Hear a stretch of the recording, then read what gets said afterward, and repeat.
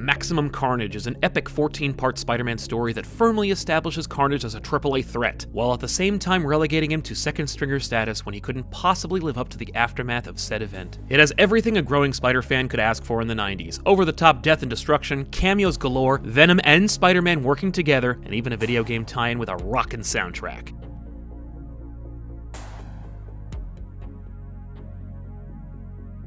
As we established, Maximum Carnage was 14 parts, which spanned across all the Spider titles at the time, which included Amazing Spider-Man, Spectacular Spider-Man, Web of Spider-Man, Adjectiveless Spider-Man, and the newly minted Spider-Man Unlimited series. For an epic 14-part story, there is very little that actually happens in the series, which has probably to do with the fact that it's written by 4 different people. David Michelinie, J.M. DeMatteis, Tom DeFalco, and Terry Kavanagh had the unenviable task of weaving a multi-character Spider-Man event that actually has to end up someplace. As I said, the story is surprisingly simple.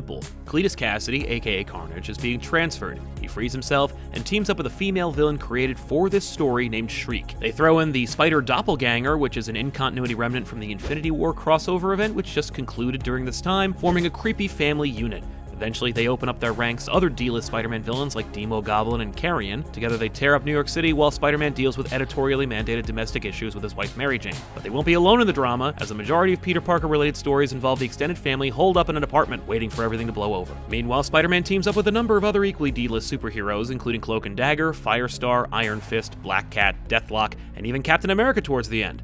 Oh right, and Venom, the most awesomest character Marvel has going at the time. They spin their wheels and fight some battles, splinter off, Dagger dies and then comes back, and they build a hope machine which takes care of everyone except for Carnage, and in the end, Carnage is defeated by a combined might of Spider-Man and Venom, negating at least 6 to 10 issues in which Carnage was too powerful for the combined might of Venom and Spider-Man. When all said and done, nothing really changes, but that story certainly happened. Behind the scenes, reportedly, it was a nightmare to try and coordinate stories between all the writers and artists, and this may account for why so many issues seem like they don't really go anywhere. No one person could take the lead on the project, so in the end you have a 14-part Spider-Man story that probably could have been resolved in a 3-parter. As Maximum Carnage lumbered over the finish line finally, everyone could move on. Until 1994, when video game company LJN licensed the Spider-Man story into an epic video game for the Super Nintendo and Sega Genesis systems. Touted as one of the first straight-up video game adaptations of a comic book series, Maximum Carnage was as faithful an adaptation as is humanly possible to achieve on a 16-bit system. Sporting a red cartridge and promising the ability to play as not only Spider-Man, but fan-favorite Venom, this $60 game boasted non-stop street fighting action, a kickin' soundtrack, going so far as to say it was the best-looking game of the year. 2 years after it ended, Maximum Carnage finally